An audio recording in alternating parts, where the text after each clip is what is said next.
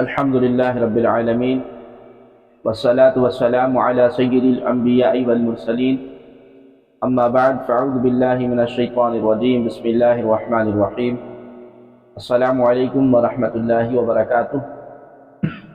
ناظرین و سامعین دی محتشم، کل ہم نے منصب امامت کے حوالے سے کچھ گفتگو کی تھی۔ حصہ نمبر 1 میں ہم حاضر ہوئے تھے، جس کا موضوع اور ٹائٹل تھا کہ پیچھے اس امام کے اور منصب امامت۔ آج ہم حصہ نمبر 2 میں حاضر ہوئے ہیں۔ اللہ تبارک و تعالی جل جلالہ آپ اور ہمیں حضور پنور صاحب الاولاد صلی اللہ تبارک و تعالی علیہ وآلہ وسلم کا پکا سچا غلام اور امتی بنائے۔ ناظرین محترم، نسب امامت، منصب امامت ایک جلیل القدر منصب ہے، گویا کہ نیابت رسول اللہ صلی اللہ علیہ وآلہ وسلم یعنی انبیاء کرام علیہ السلام کے نائب ہیں، جس کی بنا پر ائمہ حضرات کا اکرام اور احترام لازم ہے۔ امامت اور معزنی اور علم دین کی تدریس اللہ تبارک و تعالیٰ کے نزدیک نہایت موقر عمل ہے، اور ان لوگوں کے لیے اللہ تبارک و تعالیٰ کی خاص رحمت اور انعام مقدر ہیں۔ ان فضائل کو جان لینے کے بعد ایک مسلمان کے دل میں بلا شبہ یہ حسرت پیدا ہوتی ہے کہ کاش وہ بھی امام، معزن یا مدرس ہوتا۔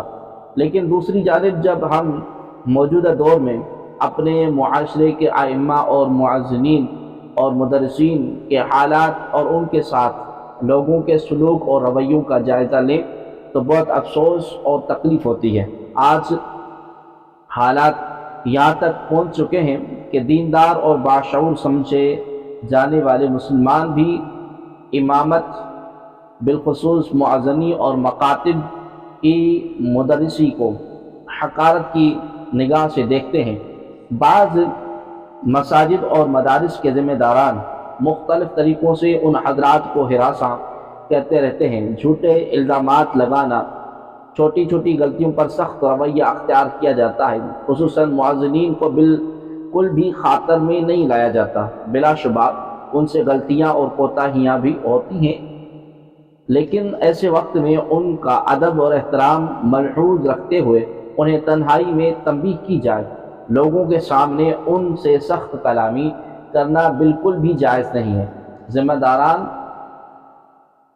کے علاوہ اکثر نمازی حضرات بھی معزنین سے الجھ جاتے ہیں۔ ایسے لوگوں کے متعلق کہا جاتا ہے کہ جن کی گھر میں نہیں چلتی وہ مسجد میں آ کر اپنی چلاتے ہیں۔ چنانچہ یہ سب دیکھنے کے بعد ایک عام مسلمان امام، بالخصوص معزن، مکتب کا مدرس بننے کی حسرت اور خواہش کو دل میں دبا دیتا ہے اور دیگر دنیاوی مشاغل کے ذریعے اپنی روزی روٹی کا انتظام کرتا ہے۔ لہذا ایسے لوگوں کو اپنے اس غیر شرعی فعل سے باز آ جانا چاہیے، ورنہ اس سے بروز حشر سخت مواخذہ ہوگا، جہاں ان کی ایک ایک زیادتی کا حساب چکتا کیا جائے گا۔ نبی کریم صلی اللہ علیہ وآلہ وسلم نے فرمایا، تمہارے امام تمہارے سفارشی ہیں، یا یوں فرمایا تمہارے امام اللہ تبارک و تعالیٰ کے یہاں تمہارے نمائندے ہیں۔ ذخیرہ احادیث میں معزن کی بہت فضیلت آئی ہے۔ مثال کے لیے 2 حدیثیں میں عرض کرتا ہوں کہ نبی کریم صلی اللہ علیہ وآلہ وسلم نے فرمایا، اگر تمہیں اذان دینے کی فضیلت اور خیر و برکت کا علم ہو جائے تو تم معزن بننے کے لیے قرآن اندازی کرنے لگو، یعنی ایک اذان دینے کا اتنا شوقین ہو جاؤ کہ جھگڑے کو ختم کرنے کے لیے قرآن اندازی ضرور پیش آئے گی۔ نبی کریم صلی اللہ علیہ وآلہ وسلم نے فرمایا، معزن کو اللہ تبارک و تعالیٰ کے راستے میں شہید کی طرح ثواب ملتا ہے، اور دفن کے بعد اس کا جسم کیڑوں کی غذا نہیں بنتا۔ بحوالہ طبرانی کبیر۔ امام اور معزن صاحبان کو نوکر سمجھنا، نوکروں جیسا برتاؤ ان کے ساتھ کرنا بہت غلط بات ہے اور ان کی حق تلفی ہے۔ یہ خیال تکبر سے پیدا ہوتا ہے۔ نبی کریم صلی اللہ علیہ وآلہ وسلم نے فرمایا جس کے دل میں ذرا برابر تکبر ہوگا جب تک اس کو دوزخ میں جلا کر نکال نہ دیا جائے گا وہ جنت میں نہیں جا سکتا۔ اس لیے جو حضرات ایسا کرتے ہیں ان کے لیے ضروری ہے کہ وہ اس سے باز آئیں اور اپنی اصلاح کریں اور آئندہ امام اور مؤذن صاحبان کا اکرام اور احترام کریں۔ دین اسلام میں امامت کا منصب بڑا ہی معزز اور محترم منصب ہے۔ امامت وہی کرتا ہے جو قوم کا معزز اور صاحب علم شخص ہوتا ہے۔ اس بات سے بالکل واضح ہے کہ امامت اس دنیا کا ایک عظیم نسب ہے، اس لیے کہ یہ منصب بڑا نازک اور حساس ہے، اس کے تقاضے بہت اہم ہیں اور توقعات بہت زیادہ۔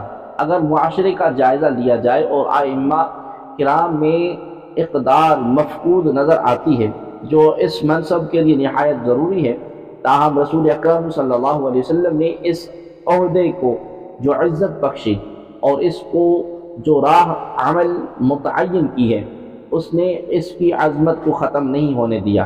اسلام نے اس کے شرائط اور ضوابط متعین کر دیے تاکہ ہر کوئی اسے اپنا حق نہ سمجھے، لیکن یہ بات بھی یاد رکھنے کی ہے کہ کوئی منصب کیسا بھی جلیل القدر ہو، اس کی عظمت خود عہدیدار کو قائم رکھنی پڑتی ہے۔ اس سے جڑا ہوا انسان اس کی عظمت سے اس وقت معظم بن سکتا ہے کہ وہ خود اس کے تقاضوں سے ہم آہنگ ہو۔ وہ خود اگر اس عہدے کے تقاضوں اور نزاکت کا خیال نہیں کرتا تو اس منصب کی عظمت بلکہ اندیشہ ہے کہ وہ اپنی کوتاہی اور بے حسی سے اس منصب کی اقتدار کو ہی پامال کر دے گا۔ امام کو لازمی طور پر ان خامیوں کو جاننا ہوگا جن کی وجہ سے مقتدیوں کی نگاہ میں اس کی عظمت میں کمی آئی ہے، اور مقتدی حضرات اپنے آپ کو امام کا آقا و مولا سمجھتے ہیں۔ مقتدی حضرات کو بھی امام کا حق جاننا چاہیے، اس کا خیال رکھنا چاہیے۔ امامت کا منصب بے حد بزرگی والا ہے، جس کے بارے میں نبی کریم صلی اللہ علیہ وسلم نے ارشاد فرمایا۔ عقبہ بن عامر رضی اللہ تعالی عنہ کہتے ہیں کہ میں نے نبی کریم صلی اللہ علیہ وآلہ وسلم کو فرماتے ہوئے سنا، جس نے لوگوں کی امامت کی اور وقت پر اسے اچھی طرح ادا کیا اسے بھی اس کا ثواب ملے گا اور مقتدیوں کو بھی، اور جس نے اس میں کچھ کمی کی تو اس کا وبال صرف اسی پر ہوگا، یعنی ان مقتدیوں پر نہیں۔ بحوالہ ابن ماجہ صفحہ نمبر 983۔ آج ائمہ مساجد کے ساتھ عوام کے رویوں کو دیکھا جائے تو معلوم ہوگا کہ حالات کتنے افسوسناک ہیں۔ وہ شخص جو لوگوں کی نمازوں کی قبولیت کا وسیلہ اور ذریعہ ہے، آج وہ مسجد میں ایک نوکر کی زندگی گزار رہا ہے جس کی تنخواہ محض چند ہزار ہوتی ہے، اور وہ بھی اتنی دھونس کی کہ وہ نمازوں کے ساتھ ساتھ نیاز، 10ویں کی فاتحہ، نماز جنازہ، نکاح، مسجد کی صفائی وغیرہ کرنے پر مجبور ہوتا ہے۔ مسجد کے باہر، تھیٹروں پر اور بازاروں بیٹھنے والے لوگ جن کو نماز سے کوئی سروکار نہیں، اماموں کی حالات پر بحث کرتے ہوئے نظر آتے ہیں، نئے نئے مشورے کرتے ہیں کہ امام صاحب کو ایسا کرنا چاہیے، ان کو ایسا نہیں کرنا چاہیے، امام صاحب کی ذمہ داری ہے وغیرہ۔ بہت سی جگہوں پر ایسا ہوتا ہے کہ لوگ اماموں پر دباؤ بناتے ہیں کہ جس کی وجہ سے ائمہ مساجد حق گوئی سے گریز کرتے ہوئے نظر آتے ہیں، حتیٰ کہ وہ شخص بھی جس کے اپنے بچے نہیں سنتے وہ بھی امام صاحب پر فرمان روا ہوتا ہے۔ یہ کوئی نہیں پوچھتا کہ امام صاحب کو کوئی پریشانی تو نہیں، انہیں کسی چیز کی ضرورت تو نہیں، ان تمام چیزوں کی پرواہ بھی نہیں ہوتی۔ جو بھی آتا ہے وہ اعتراض اور زبان اور تان درازی کرتا رہتا ہے۔ اب بات کرتے ہیں کہ امام صاحب کی تنخواہ پر جو ضروریات کو پورا کرنے کے لیے ناکافی ہے۔ اس تنخواہ میں ایک عام آدمی زندگی گزار نہیں سکتا، اور اتنے اخراجات ہوتے ہیں جو اتنی مختصر سی تنخواہ میں ممکن نہیں۔ اماموں کے معاملات پر تو بہت بڑے زور اور شور پر ہوتی ہیں ان کی غلطیوں کو اجاگر کرنے کے لیے تو بڑی محفل منعقد ہوتی ہیں۔ کیا کبھی اس بات کو لے کر کوئی سنجیدہ ہوا کہ امام صاحب کو نذرانہ کتنا دینا چاہیے؟ کیا کسی نے اس بات کو اٹھایا کہ امام صاحب نے یہاں ایک عرصہ گزار دیا، سب تعاون کر کے ان کو گھر مہیا کروا دے؟ مسجدوں میں لاکھوں کروڑوں لگانے کے لیے تو تیار رہتے ہیں کہ مسجد طرح طرح کے نقش و نگار سے مزین ہو جائے، کیونکہ یہ اللہ تبارک و تعالیٰ کا گھر ہے، لیکن اس کے ساتھ ائمہ مساجد کے احوال سدھارنے کی بھی اشد ضرورت ہے، اس لیے کہ وہ مسجد کا ایسا ستون ہے جن کے بغیر جماعت کے ساتھ اللہ تبارک و تعالیٰ کی عبادت ممکن نہیں، اور معاشرے میں امامت کی اہمیت کو اتنا کم سمجھا جاتا ہے کہ امام صاحب کا نام لیتے ہیں ایک عجیب و غریب تصور ذہن میں گردش کرنے لگتا ہے کہ امام وہی ہوتا ہے جو غریب ہوتا ہے، سادہ زندگی گزارنے والا، جس کا اپنا کوئی گھر نہیں ہوتا، جو ساری زندگی ایک چھوٹے سے حجرے میں گزار کر اس دنیا سے رخصت ہو جاتا ہے۔ یہی وجہ ہے کہ لوگ اپنے بچوں کو امام بناتے ہوئے ڈرتے ہیں کہ ان کا بچہ امام بن گیا تو کھائے گا کیا۔ وہ اپنے بچے کو غربت کے سمندر میں دھکیلتے ہوئے ڈرتے ہیں کہ وہ اپنے مسجد کے امام کے حالات سے اچھی طرح واقف ہیں۔ اب ہمیں غور کرنا چاہیے کہ وہ منصب جو نیابت رسول اللہ صلی اللہ علیہ وسلم، جو نیابت رسول سے منسلک ہے، اس کے لیے ہم نے کیا لائحہ عمل تیار کیا۔ امامت کے مسائل پر گفتگو ہونی چاہیے، اس کی عظمت لوگوں کے دلوں میں بٹھانی چاہیے۔ غرض اس مضمون سے یہ ہے کہ اس بیان سے مقصد یہ ہے کہ ائمہ کرام کے مسائل حل کیے جائیں، ان کے معاشی طور پر مضبوط بنایا جائے، ان کو تجارت کا موقع فراہم کیا جائے تاکہ وہ خوش دلی سے اس منصب کو انجام دہی کریں۔ ائمہ حضرات کو بھی چاہیے کہ دین کی تبلیغ میں بڑھ چڑھ کر حصہ لیا کریں، نوجوانوں کو دینی مسائل سے آگاہ کریں، ان کو دین پڑھانا بھی بہت بڑی تبلیغ ہے۔ جب ائمہ حضرات ان باتوں پر سنجیدگی سے غور کریں اور اس پر عمل کرنے کی کوشش کریں تو حالات بدل جائیں گے انشاءاللہ۔ اس سے اصلاح کی امید ہے۔ اللہ تبارک و تعالی ہمیں عمل کرنے کی توفیق عطا فرمائے۔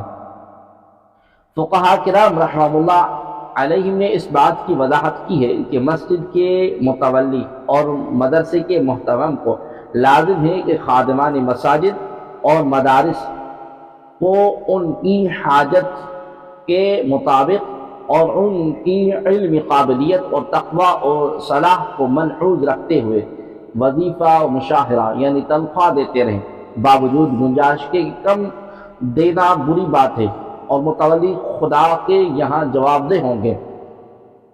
حضرت امام صرف امامت کی تنخواہ دے کر امام پر اذان کی ذمہ داری ڈالنا، ان سے جھاڑو دینے، نالیاں صاف کرنے وغیرہ امور کی خدمت لینا ظلم شدید اور توہین ہے۔ نبی کریم صلی اللہ علیہ وسلم نے فرمایا، حاملین قرآن یعنی حفاظ و قراء و علماء کرام کی تعظیم کرو، بے شک جس نے ان کی تکریم کی اس نے میری تکریم کی۔ نبی کریم صلی اللہ علیہ وسلم نے یہ بھی فرمایا کہ حاملین قرآن یعنی حفاظ قراء علماء کرام اسلام کے علم بردار ہیں اور اسلام کا جھنڈا اٹھانے والے ہیں۔ جس نے ان کی تعظیم کی اس نے اللہ کی تعظیم کی، اور جس نے ان کی تذلیل کی اس پر اللہ تبارک و تعالیٰ کی لعنت ہے۔ بحوالہ کنز العمال اور مشکات کے اندر یہ حدیث پاک موجود ہے۔ مسجد کی انتظامیہ کو اس کا بھی خیال رکھا جائے کہ امام اور مؤذن کی شکل و صورت مسنون ہو اور ان کا تلفظ بھی تجوید کے مطابق درست ہو۔ ائمہ مؤذنین کی تنخواہوں کے ذریعے بھی استحصال کیا جا رہا ہے۔ خطیر رقم مسجد و مدرسے میں جمع ہونے اور آمدنی کے متعدد ذرائع ہونے کے باوجود قلیل تنخواہیں دی جا رہی ہیں۔ بعض ذمہ داران اس غلط فہمی میں بھی مبتلا ہیں کہ تنخواہ کم دے کر ہم مسجد اور مدرسہ کا پیسہ بچا رہے ہیں، جبکہ یہ حضرات سخت غلطی پر ہیں۔ اس طرح وہ ان حضرات کا استحصال کر کے مسجد کا پیسہ نہیں بچا رہے بلکہ اپنے لیے آخرت کی مصیبت مول لے رہے ہیں۔ ان حضرات کو احمقوں کی جنت سے نکلنے کی ان حضرات کو احمقوں کی جنت سے نکلنے کی ضرورت ہے۔ چندہ دینے والے چندہ مسجد کے اخراجات کو پورا کرنے کے لیے دیتے ہیں، جن میں سر فہرست امام مؤذن کی تنخواہ ہوتی ہے، اور اکثر چندہ دینے والے کی یہ خواہش ہوتی ہے کہ امام اور مؤذن تنخواہ بہتر سے بہتر ہو، چنانچہ ان رقومات پر ذمہ داران کا سانپ بن کر بیٹھ جانا اور غیر معقول تنخواہ دینا قطعاً ناجائز ہے۔ انہیں اپنی اس روش کو ترک کرنا ضروری ہے۔ فقیر نے کچھ ایسے بھی ذمہ داران دیکھے ہیں جو خود امام اور مؤذن کی مکمل اور معقول تنخواہ کا نظم کرتے ہیں، یا تنخواہ کا ایک حصہ اپنی جیب خاص سے ادا کرتے ہیں۔ اللہ تبارک و تعالیٰ انہیں جزائے خیر عطا فرمائے اور دیگر ذمہ داران کے لیے انہیں مشعل راہ بنائے۔ لیکن فقیر نے مختلف شہروں قصبوں کی تمام مساجد اور مکاتب کا پروگراموں کے سلسلے میں جا جا کر مشاہدہ کیا تو وہاں ائمہ اور معذرین کی ہفتہ داری تنخواہیں 1200 سے 2000 کے درمیان ہیں۔ چند مساجد ہوں گی جہاں معقول یعنی 2000 سے 2500 تک تنخواہ دی جاتی ہیں۔ اکثر مضافاتی شہروں اور گاؤں کی مساجد کے حالات اس سے بھی زیادہ بدتر ہیں۔ وہاں اب تک ائمہ معذرین کی تنخواہیں ماہانہ 3000 تا 5000 ہیں۔ وہاں کے لوگوں کو اس طرف خصوصی توجہ دینے کی ضرورت ہے۔ مدارس و مکاتب میں 5 سے 7 گھنٹے پڑھانے والے مدرسین کی تنخواہیں عموماً 3000 تا 5000 دی جا رہی ہے۔ حیرت اور درد کا ایک جھٹکا آپ کو اس وقت بھی لگے گا جب آپ دینی مکاتب مدارس میں خدمات انجام دینے والی معلمات، یہاں تک کہ فقہ اور حدیث شریف کا درس دینے والی جید عالمات کی تنخواہوں کے متعلق معلومات حاصل کریں گے۔ 5 سے 7 گھنٹہ تک تعلیم دینے والے ان معلمات کی تنخواہیں ماہانہ 2000 سے 4000 کے درمیان ہیں۔ کیا اسے استحصال نہیں کہا جائے گا؟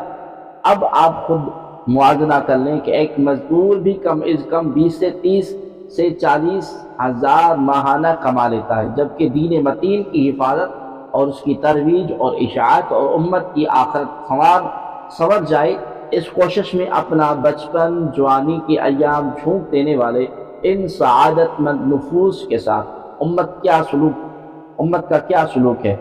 اس امت کے بعض افراد نے آج سے ایک مزدور کے مقام سے بھی نچلے مقام پر کھڑا کر دیا۔ لہذا ذمہ داران مساجد و مدارس کو اس پر توجہ دینے کی سخت ضرورت ہے۔ اس طرح نوجوانان ملت کو بھی محلے کی مسجد کے امام و مؤذن اور مدرسین کی خبر گیری کرتے رہنا چاہیے، اور مسجد مدرسے کی آمدنی کے سلسلے میں ذمہ داران کا تعاون بھی کرتے رہنا چاہیے۔ تب جا کر یہ معاملات قابو میں آئیں گے اور ان حضرات کی تنخواہوں کا معیار بلند ہوگا انشاءاللہ۔ اللہ تبارک و تعالی ہم سب اہل اسلام کو ان نفوس قدسیہ کی قدردانی کی توفیق عطا فرمائے اور بقدر استطاعت ان حضرات کی خدمت کرنے کی توفیق عطا فرمائے۔